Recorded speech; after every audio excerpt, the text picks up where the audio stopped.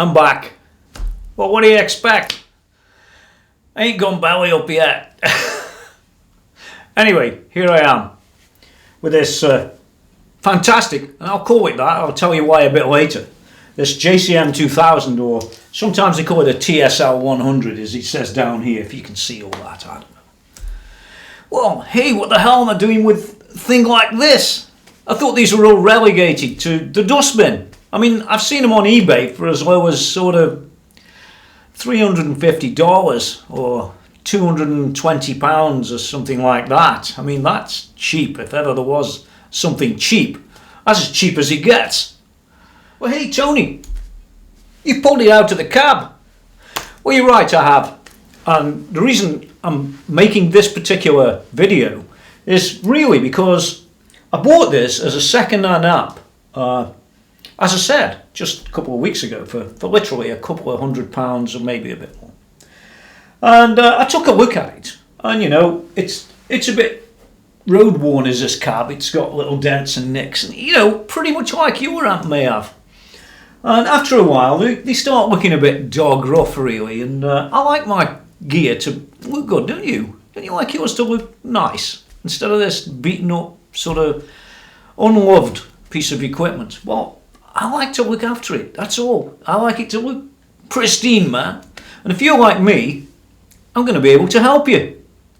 Yeah, I'm able to help you because I'm making a video about how to take this cab and recover it. And it's not that hard to do, and there's nothing really that dangerous, you know, like some of the electrics when I do that stuff. This is all easier. So anyway, this is what I've done so far. I took out the chassis. I took out all the tubes that came from, believe it or not, 2005 when the amp was made. Never been changed, ever. The guy did say, oh yeah, I've biased it up. Well, he might have, but on 2005 tubes, I didn't really want to keep them there. So I changed all the tubes, cleaned all this up, because what happens on a lot of these type of products with this sort of gold colour protection is it actually fails and it rusts through. So I've cleaned all that off. I put some new knobs on the front, because you don't want to be in nice pristine Tolex and looking like a piece of crap, do you? You want it to look right. So it's all been cleaned up. It all works, by the way. I rebiased everything, which I'm not going to go through in this particular video. I've got another one if you want to see that.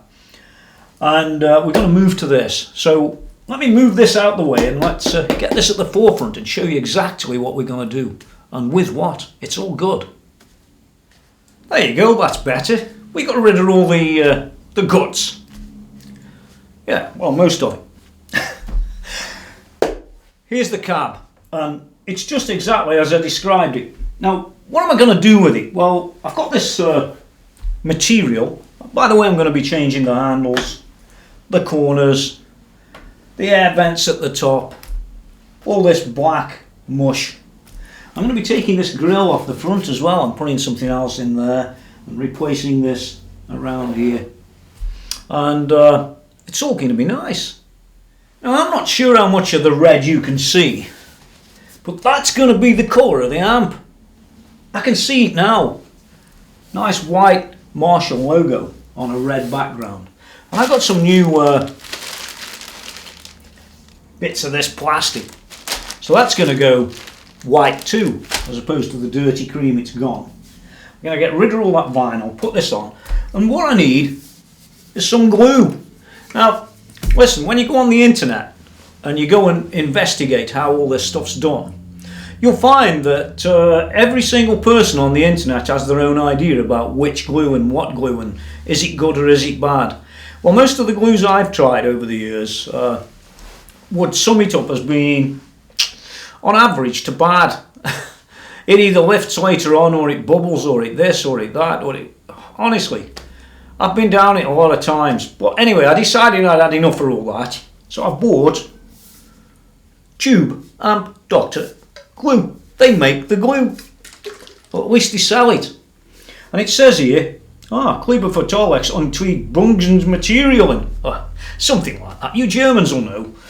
In English, it says glue for Tolex and tweed fabric. yeah, I'm into that, and it's sort of, I don't believe that it's sort of based on anything except it's a sort of water-based type of thing. I believe. No, temperature this, temperature. So what you do with that is get your material right, get all the stuff cleaned up and prepped, and then you coat both surfaces with that, and then on it will go.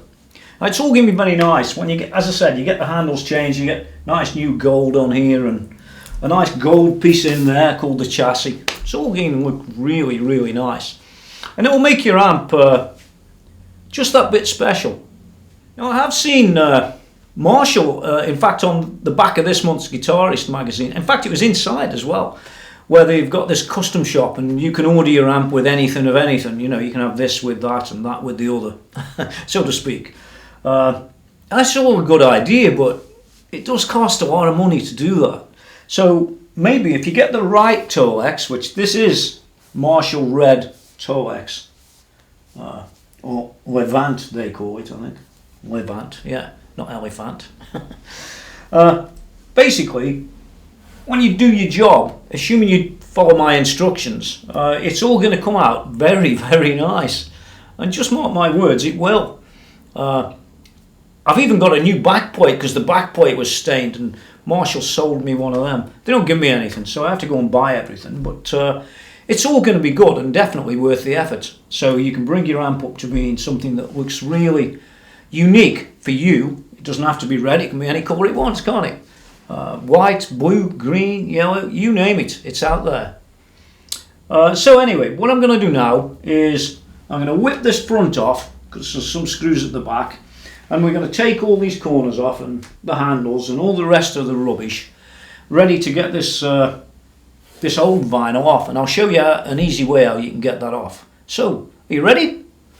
Let's go. It's going to be great. I love this sort of stuff, don't you?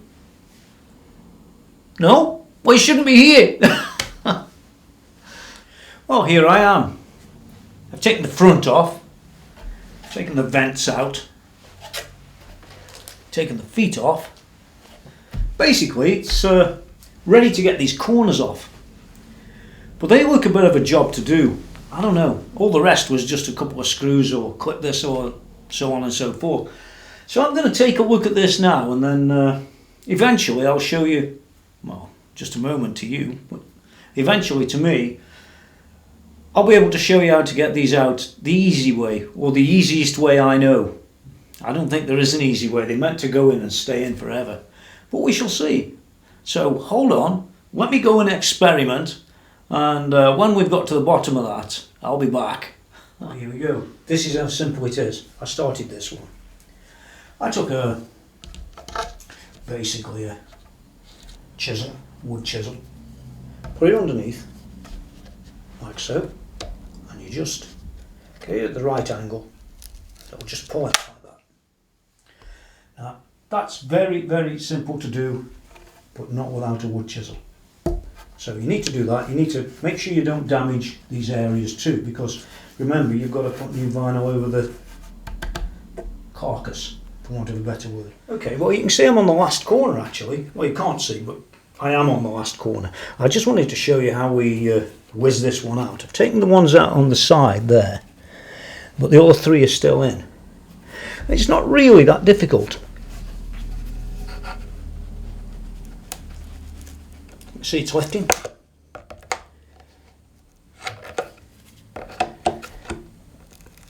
That's one.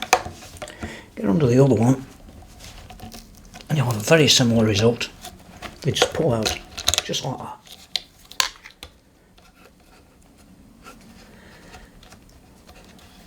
Then we've just got one left, which is really just as easy to manoeuvre out, just like that. That's it, that's the end cover removed. Well, there you are. I've got the bag with the Marshall logo and the vents and things like that. You might want to save all them, the feet. This is the old type of feet, and I'll be showing you about the difference between the old type and the new type a bit later in the video actually, but I just save all them for now. I also have the corners that came off and all those rivets. You can see all that.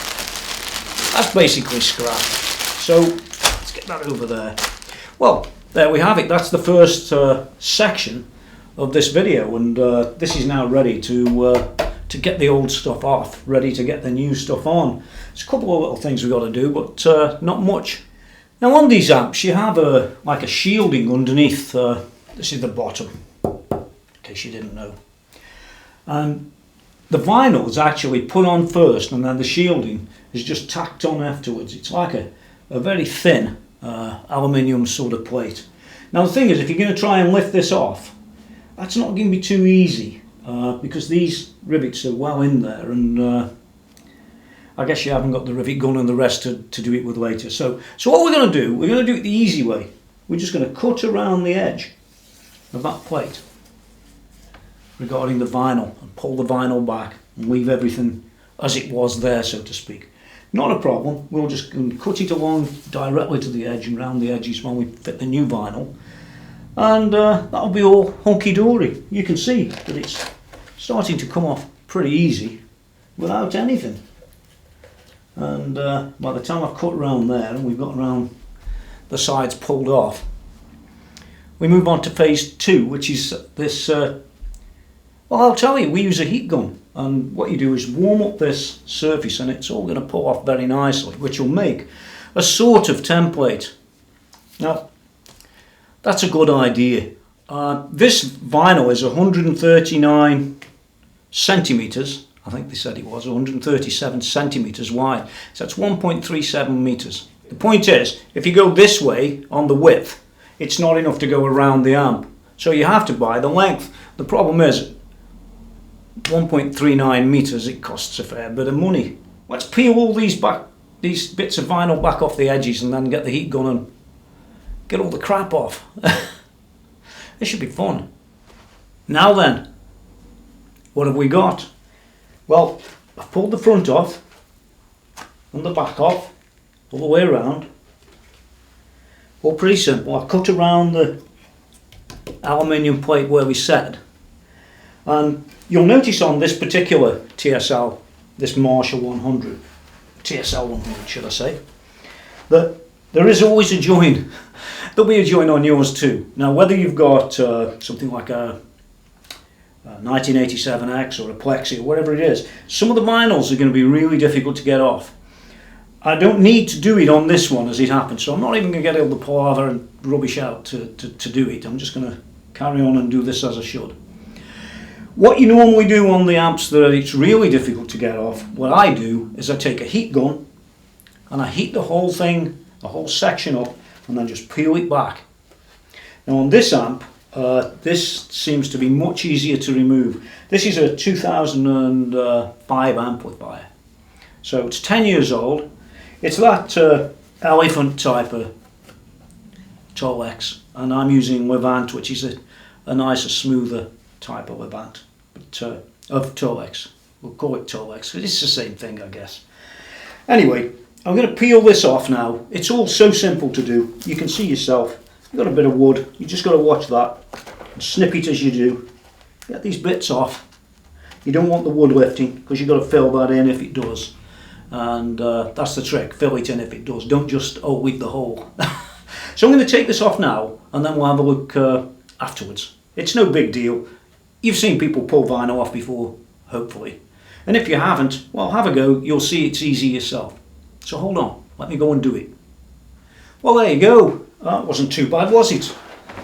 All in one big long piece. What you really want to do, if you can, is to actually do it in one big long piece. And it's good. I'm just saving the little couple of bits of wood that did peel off to stick back. There's one down there. Yeah, so what you need to do is, when you got this off, this becomes, in effect, don't cut it exactly to this, but it just slightly over. This becomes a template for making the new vinyl, if you will. So I'm just going to fold this. Well, I'm not going to fold it. I'm just going to place it down over here. And I'll tell you now, it's longer than my 2 meters. But I'll measure it exactly and tell you on camera. Hold on. Okay, according to my records on the floor, it's exactly 78¼ inches long, or for you Europeans like me, it's 199 centimeters long. Even on this chassis, there's actually a piece of wood missing from this corner, and it came out of Marshall like that, actually with the little bit missing. Not this piece, but down on the side here. I'm not going to show you, don't worry about it. All you need to do is to fill them out, get them level, get them all nice, get rid of a bit of this sticky. If you want to, you don't have to. You could, I guess you could put the glue straight onto that. But it's got to be coated with glue anyway, so who cares?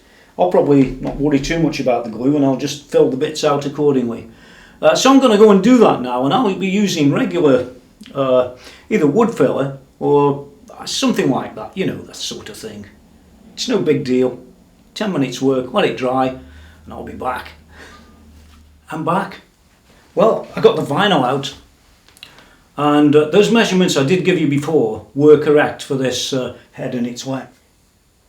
It's 16 inches or 41 centimeters. 16 inches or 41 centimeters wide. That's the minimum material width you need. So I ordered 2 meters. Looks big for 2 meters, but there you go. I'm happy. And you should be too. So don't order too little, you skinflints. So what I'm going to do now is I'm going to cut a piece down here. So I've got a smaller amount of vinyl to work with for when we've finished and we start gluing things together. You want to get it as accurate as you can without being too much of a skinflint, because you can always cut the bits off. That's a good idea. Now, don't throw your hands up in the air and say, "Oh my God, Tony, I followed your instructions and look at all the vinyl I've got left." Well, I really wish it was that simple. It isn't. It never is. We've got enough vinyl for this outer edge. But of course, there's more to it than that. Your amp might have, especially if it's a Marshall, well, a lot of the others as well, a back panel. You want to re-Tolex the back panel, and you've got to have Tolex to do it. That's the first problem. Yeah, we all forgot about the second problem, didn't we? Yeah, that front. Now the thing is, you might just clean this off and put it back. Red and black goes quite nicely, but it doesn't go as nicely as red and red with white piping, which is something I've got down there. I've got the piping to do it. So I'm going to take this front off, and I'm going to Tolex the front, and then I'm going to fit this new white piping, just as they have, with my little stapler. You'll need one of them, by the way. And away we go. It's all going to look very nice, and I can't wait to put it back together. So don't forget, you need extra vinyl for these other ancillary bits. Indeed, I did a clone of what was it now? A Dumble clone, indeed. And that had a top bit, and it had another bit down here, and things like that. So Fender are like that as well. So bear that in mind when you've got all this vinyl over, that you say 2 meters, oh, that's far too much, 137 inches wide. Well, no, it isn't. And if we're careful enough, in this case of a TSL, I might even have enough for a second one. Nice. So once again, I'm going to move this out of the way now and cut the vinyl for the other little bit that we've got to do. And then that's all the vinyl cutting done and dusted. We're ready to start getting a little bit further with all this. Oh, I can't wait. I know how good it's going to look. Maybe you do too. I don't know. Okay. Well, I've got the 0% beer. And I've got the front off the amp. And what we've done is taken that front mesh off, so I can use the vinyl with the Tolex to finish this off in red with a nice white logo. It's all going to look good. But you wouldn't believe how many little staples go into holding this together. In fact, I'll show you. There they are. That many. It's an absolutely huge quantity of staples. They're all over the show here. Just keep them all together. They get everywhere. Take me hours to clean up and then I'll be in trouble. Now the thing is with this glue, what it says on here, fabulous German. There's actually some English in it as well, thankfully. It says basically you can use it cold, as long as it's above 18 degrees C, which it is. Let dry for 5 to 10 minutes, finger test, feels dry, and press it together. How easy can that be? And it tells you, one of the things that's useful is it does tell you that it takes 24 hours to actually go to full strength. So I guess if you get it slightly ski-whiff as you're going, you can sort of move that around a bit. I have a little roller that I roll the thing down with. But you can also, and more importantly, I don't know whether I'm going to do this, probably not, you can hot press it with temperatures greater or plus 80 degrees C as possible. In this case, let dry completely 30 minutes, activate with heat and press together immediately, it says here. Final hardness is achieved after a few days, it says, not 24 hours, that was wrong. Usage 150 250 G per meter square for both sides, depending on how absorbive ground is, it says. It says a 700 grams here, so I guess there's enough there for a TSL. Now, just while we're on the subject of Marshall amps, yeah, I went and bought the bits that we had to sort of crank off to get it off. 4 front corners, 4 back corners, and they do come, just for your own information, because another area where I got it wrong, they do actually come with the studs to push them back in. I also got the feet for underneath the amp. Now, most of you guys will know what these feet are like. They like, you know, the type that's got a round ball and they sort of push down, like on the old plexis. I mean, these go back a long way. The only problem is that these don't. Let me open one and show you. It's all a bit, it's changed, man. Now, it's one piece. It doesn't, well, it might collapse, but it isn't going to collapse much. You know, like the old ones was like on a spring. This is like, look, you can see it's made of rubber. You see that? And it's pretty much solid. So those aren't what they used to be, just remember that. And if you see any like this, well, they're after 2005. But the good news is they do give you the screws, and there's only one piece of each, so that's easy to get right. There's the other pack. And I also bought the handle for this amp. It's not the handle I'd really like, it's a sort of cheaper handle, no gold on it. I wanted a bit of gold on the top, but that's just life. Looks like the other handle. That's the original handle, so there you go. And guess what I've got? I got a whole pack of rivets, because I didn't know that the corners came with them. So don't make that mistake, will you? Now, what's it all cost so far, you might ask? Well, this was about 19 euros, which is about, that's about £14 plus shipping, and that's equivalent to sort of $22, $23 for that.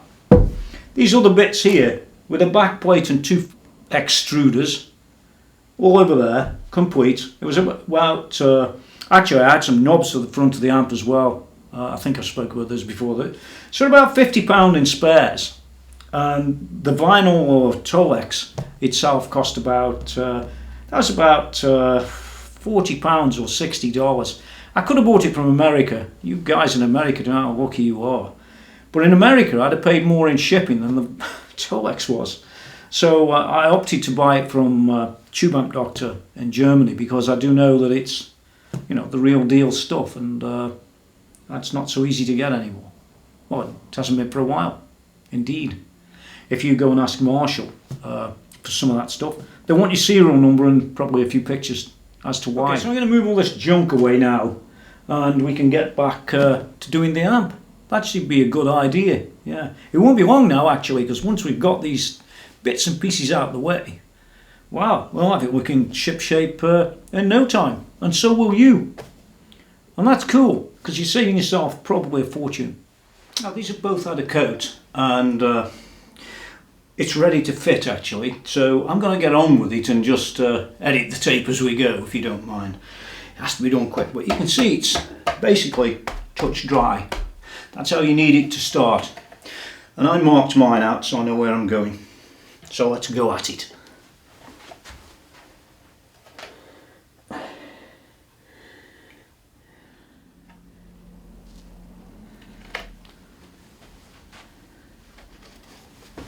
There's the approximation.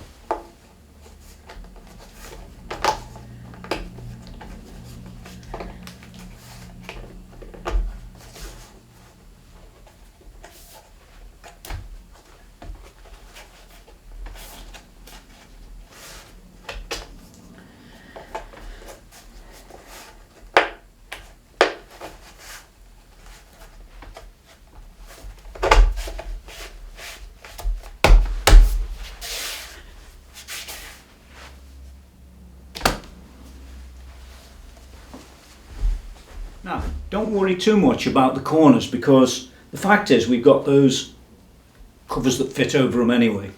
But the thing you do want to watch are the back corners, because those will be exposed and you really need to get those as neat as you can. You'll never get them perfect, I haven't. And I'm not perfect either, so don't worry about that. What I'm going to do now is actually fit the corners, and then we'll take a look at what we got left. You just nail them on, almost. Yeah, well, maybe I'll show you one. Okay, well, fitting this thing's all very simple. Take your corner, find the hole, you'll find it, I'll just push through. And you take your hammer over there, and you just tack it in. It's absolutely that simple.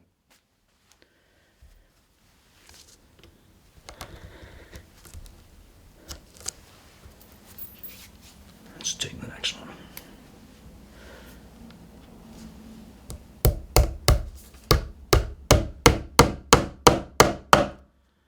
And you carry on round, just fitting the rest. I'll just sort of show you the easy bit. Well, there it is with the end covers on, the two tops on. I've got to fit the feet underneath, 2 screws for each one. How hard's that? I'm not even going to show you. And of course I've got to put the handle on the top, which I'm also going to do. That's 2 screws. You'll find the old holes and all the rest of it. I'll be back in a second. We've got the corners on, we've got the ventilators in, we've got the feet on the bottom, and we're all ready to make this front piece red as well. So I'm going to move on to that now and show you the basics of that. It's all easy. Well, here's the front that we took off earlier and stripped off. What I'm going to do with this is give it a coat, mark the material oversized, stick it on like I did on the other thing. I'm not going to waste my time showing you that because it's so simple. And then what we're going to do is we're going to tag around some of this, just to finish it all off. When we get to that point, I'll drag you back. Well, I've just coated this up. I did the actual piece of wood. It's down there just drying. As soon as this stuff dries, you're ready to move forward. If you want to speed it up, like I said, you can actually take a blowgun and just slowly, lightly, like this. You don't need to put huge amounts of heat on it. In fact, if you do, it won't be quite as handy. So I'll carry on. I'll fit the wood, and then I'll show you. Hold on. This is easy, isn't it? Okay, well there it is. All finished on the back. I have to rub it down a little bit, but remember it's hardly viewable from there. We've got to fit the other thing in it and all the rest of it. I'm going to fit the Marshall badge on next, so it just pushes in on the old holes, so let's go do that. That was a very simple matter to do that. Just find the old holes and push for all you're worth. You don't even need to clean the holes out really. Hold it on even tighter. It's going to be pretty good actually. Yeah, what do you think? Okay, I'm now going to move on to the piping round the edge. It's not rocket science, so don't worry. We'll cut a piece to length and staple it round, just like Marshall did in fact. Now then, all you really do is put the stuff all the way along the edge. Have it just sticking over the front where the lump is. And you just get your staple gun. Oh, you have got one of these, haven't you? Well, if not, you can tack it. But I've got one.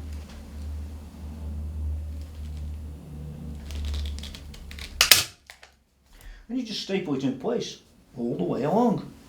Well, I'm going to go and do that, and I'll see you in a minute. Okay, well, there's the finished front. Let's. I can't wait to get it fitted back into the amp, so I'm going to fit the reverb in the back and fit this back to the front of the amp, and then we'll take a look. Whoa! Well, there you have it. One Marshall amp in red. Of course, I'm going to fit the other bits and show you the rest, which we should do. I mean, look at it, man. It looks brand new. And that's how yours will look. Really nice. That glue, by the way, that's awesome stuff. But we'll come back to that later. There you go, piping as well. Okay, I'm going to fit the amp, and then we'll take a real good look. And by the way, I did buy a brand new back. It cost me all of £16. I think that's about $20 odd. If you look at the old one, there's nothing wrong with it physically, but aesthetically it looks a bit drab and horrible, and it's all rotting away, and well, not rotting, but discoloured. So I just thought I'd get a nice brand new black one. It's going to make the amp look brand new. Anyway, I'll fit it. I'm back. Well, what about that? Well, that's been a bit of a marathon. I've done this in about 4 hours. It's even gone light as we've done it. Or is it dark? Oh, I'm in the dark. But there it is. TSL 100, some people don't like. JCM 2000 they call it, triple super lead. I love this amp, I think it's great. It has some fantastic sounds, and if you get it right and you record it right, it is probably as good as you get from Marshall. Now, a lot of people are going to say Tony's flipped, but I don't think so.